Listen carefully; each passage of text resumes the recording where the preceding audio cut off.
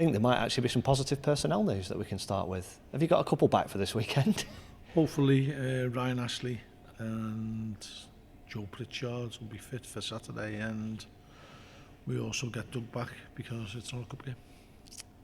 Aside from selecting your starting 11, which is obviously the main job, without any disrespect to some of the young players you've had on the subs bench, will that make a difference when you look at the substitutes behind you if you need to make a change and think, I've got a couple of options here that can make a change to things? Possibly. You know, we won the game on Saturday and you still get criticised for not making a sub, so and we got criticised every week when we won the league for not making a sub, so can't please everyone all the time, can you? Possibly Barber is a doubt for Saturday, so that's one off, two in, or three back in. But whoever I have to put on the bench, I've got no qualms about it, and certainly have no qualms about putting any of them on. You've improved the defensive record immeasurably in recent weeks, 3 clean sheets on the spin in all competitions, but you have had changes of personnel. Babby, you mentioned there, came into the team. Doug Tharm's been in and out because of the cup situation.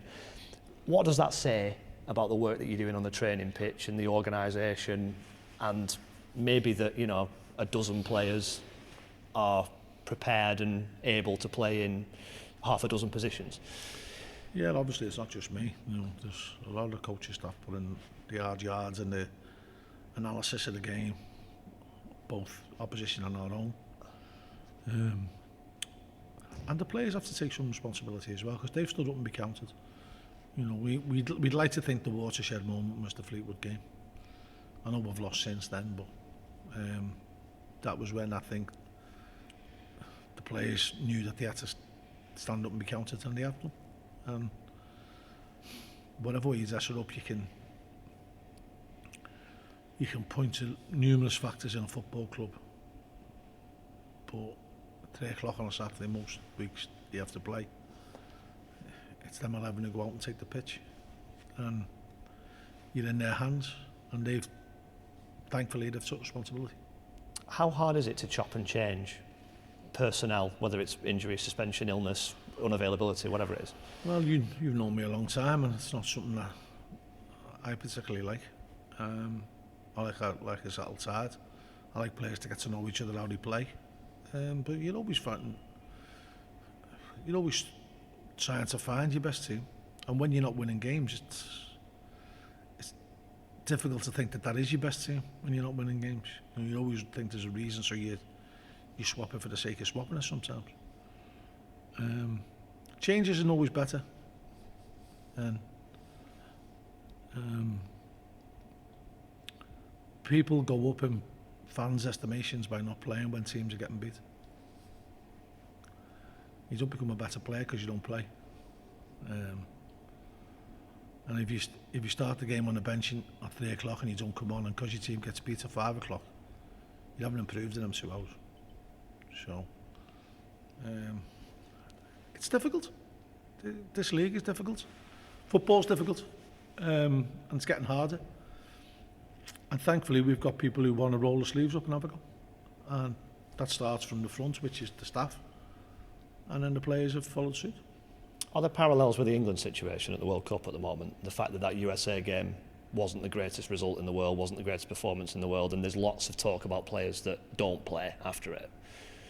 Yeah, maybe. But,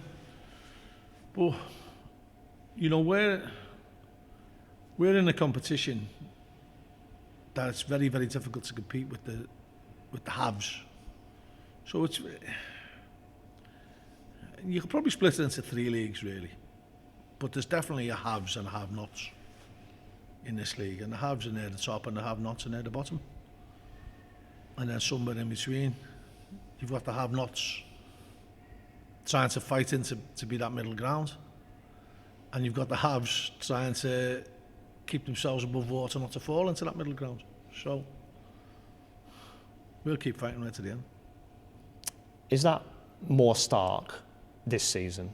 It appears, looking at the table, the top 3 are the top 3, and then there's a little bunch below them, and then below that, is that what you're referring to as the have-nots, the sort of mid-table and downwards? Yeah, I think so. And we're all up against it, and you know, Whereas we could get ahead of the field with the non-league market, but that's getting saturated. You know, plenty of teams have got recruitment departments,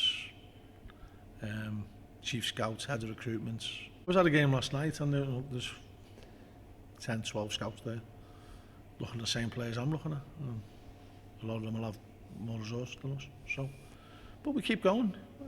It doesn't mean to say that we can't get the players in. And, you know, we've had some gems in the last 12 months. Definitely J.D. Spagley for one. I know he's injured at the moment, but he was an absolute gem that we managed to pluck. So we can still do it, and we'll keep striving to do it. You mentioned the non-league thing there.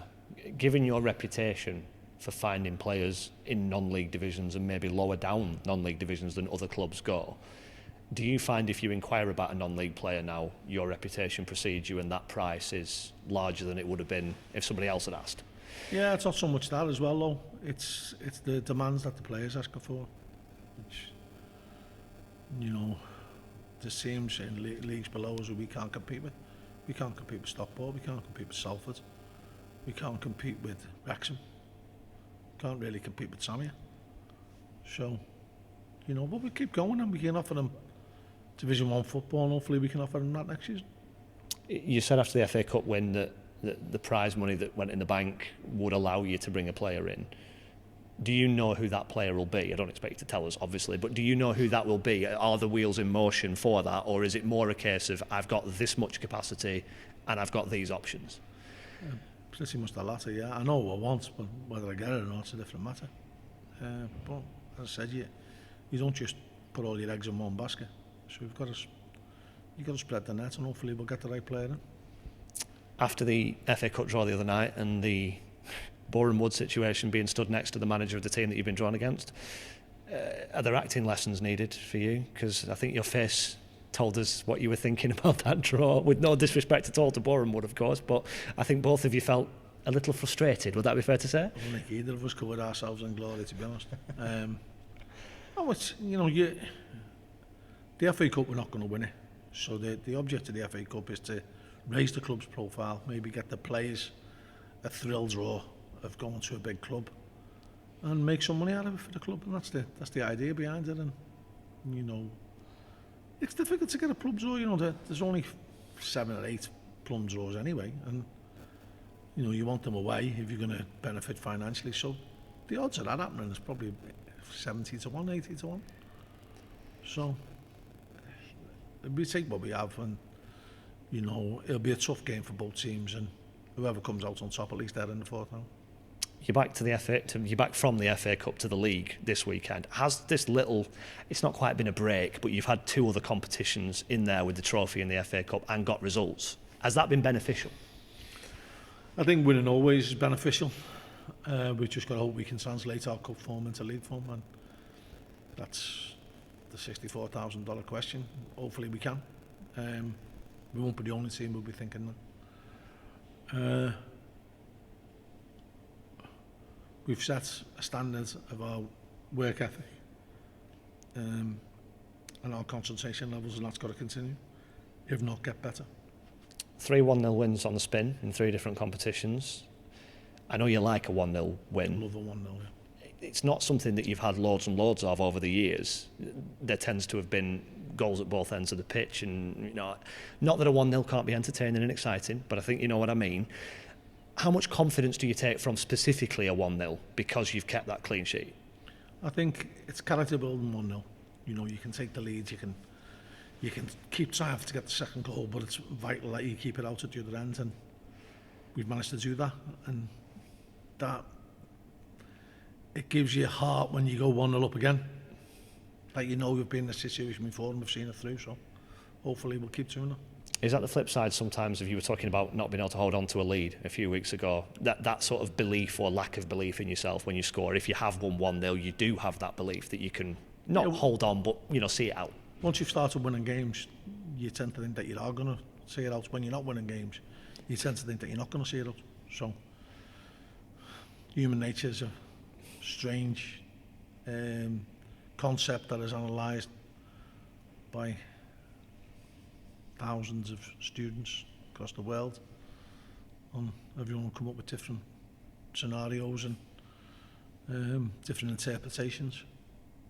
At the end of the day, I think pretty much everybody in the psychological world agrees that people put more emphasis on loss than they do on gain, and so to be able to put that to one side and go through and gain is encouraging. Do Oxford show what you can do in this division if you can get on a bit of a run and get elevated up that league table? Because it isn't that long ago that they were kind of down towards the bottom four. They always do start slow, don't they? You know, they're certainly not one to have nots, that's for sure. So, you know, they're probably in a position that they should be. And they're able to attract, you know, what is perceived as the better calibre of player. But when it comes on Saturday, it'll be 11v11, we'll have the Clayton then behind us, and they'll feel the force of that, and hopefully our players will respond to the fun. In that regard, are you a victim of your own success? Accrington Stanley, not specifically you, but you've been a massive part of it. Finishing in the middle of League One in the last couple of seasons, somebody from outside looking at the fixtures this weekend might kind of bracket Accrington and Oxford in the middle of that League One table. Yeah, you can see that, but listen, we don't care what position the team is when we play them. We go out to win every game we play, and that doesn't matter whether it's Oxford, whether it's Ipswich, whether it's Boreham Wood, whether it's Crawley, whether it's Barnet. Whoever we play, we want to win, and we believe we can win. And the day we don't believe we can win, you won't be seeing me here. Is winning at home an important box to tick off? Very much so, and we haven't done enough this season for me. We've had some exciting draws that have felt like wins, but at the end of the day, you've got to win your home games if you're going to be successful.